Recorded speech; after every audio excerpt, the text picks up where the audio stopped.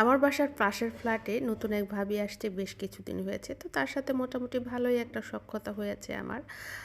সে বরাবরই তার বাচ্চাকে নিয়ে আমার বাসায় আসে, গল্প করে আমরা একসাথে চা নাস্তা করি মাঝে মধ্যেই।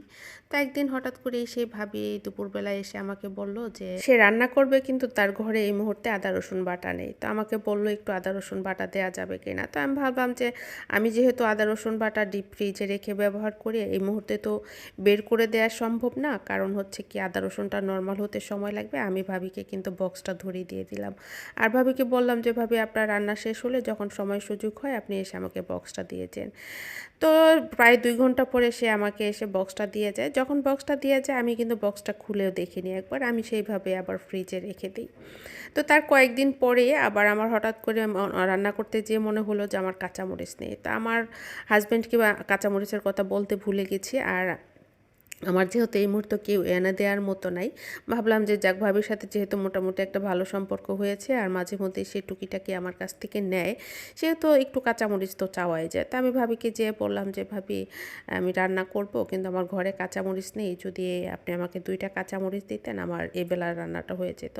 কিন্তু কাঁচামরিচটা চাওয়ার পরে তার যে মুখের এক্সপ্রেশন দেখলাম আমি, তাতে বোঝা গেল যে সে খুব একটা ভালো লাগলো না তার আমার কথাটা। সে কাঁচামরিচটা দেওয়ার আগে আমাকে অনেক কিছু বলল যে তার ঘরে আজকে কাঁচামরিচ নেই, আজকে রান্না করতে হলে তাকে 2টা কাঁচামরিচ কম দিয়ে রান্না করতে হবে, তারা অনেক বেশি ঝাল খেতে পছন্দ করে, আজকের তরকারিতে ঝাল কম হয়ে যাবে। তো তার এই কথাগুলি শুনে যদিও আমার ভালো লাগতেছিল না যে 2টা কাঁচামরিচের জন্য তার কথা শুনতে হচ্ছে বা মুখটা কালো হয়ে রয়েছে, কিন্তু তার মুখের উপরে কাঁচামরিচ 2টা ফিরিয়ে দিয়ে আসবো সেই কাজটাও আমি করলাম না। নিশ্চুপে নীরবে আমি 2টা কাঁচামরিচ দিয়ে চলে আসলাম। আর আমার মায়ের কথা ভাবলাম যে আমার মা একদিন বলেছিল না খেয়ে থাকলেও ঘরের আশেপাশের বা যে কোনো মানুষের কাছ থেকেই কখনো কিছু চাইবা না, নিজেকে ছোট করবা না, মানুষের মুখ কালো দেখার কোনো প্রয়োজন নেই, থাকলে খাবা না থাকলে না খাবা। এই জিনিসটা আমার তখন মনে পড়লো যে হ্যাঁ আসলে মুরব্বীরা যখন যেটা বলে আসলে কোনো কিছু ভেবেই বলে। আসলে আমাদের যখন বয়স কম থাকে, বাস্তব অভিজ্ঞতা কম থাকে, তখন আমরা অনেক কিছুই বুঝি না, অনেক কিছুই না বুঝে আমরা করে ফেলি। তো 2টা কাঁচামরিচের জন্য যে তার মুখ কালো দেখতে হবে এই কথাটা কিন্তু আমি কল্পনাও করিনি।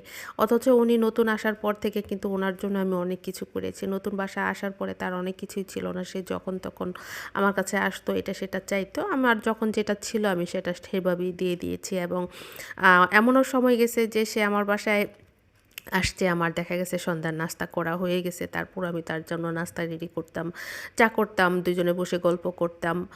অনেকটা ভালো একটা সম্পর্ক তার সাথে আমার হয়েছিল, আমি আমার তরফ থেকে ভেবেছিলাম। কিন্তু সে আসলে মন থেকে আমাকে কতটা আপন ভেবেছিল সেটাই আসলে দেখার বিষয় ছিল। আসলে মানুষের সাথে না মিশলে কিন্তু সেই জিনিসগুলি রিয়েলাইজ করা যায় না। অ্যাকচুয়ালি এই কথাগুলি এক আপুর ফেসবুকের টাইমলাইনে লেখা ছিল, সেই লেখাগুলি পড়ার পরে আমার ভালো লাগলো, তাই আমি আপনাদের সাথে শেয়ার করলাম। আসলে কিন্তু মাঝে মাঝে আমাদের আত্মীয় স্বজনের মধ্যে আপনি এমন কিছু লোক পাবেন যে তার জন্য আপনি অনেক বেশি করবেন, কিন্তু তার অন্তর থেকে কোনো দিন সেটা উপলব্ধিই করবে না যে আপনি তার জন্য কী করলেন। কখনোই আপনাকে সেই দৃষ্টিতেই দেখবেন, আপনি তাকে যে দৃষ্টিতে দেখবেন, আপনি তাকে যতই আপন ভাববেন, তাকে যত বেশি করেন না করেন তার জন্য, কিন্তু দেখবেন যে সে আপনার পরই থেকে যাবে, সে কখনোই আপনার আপন হবে না।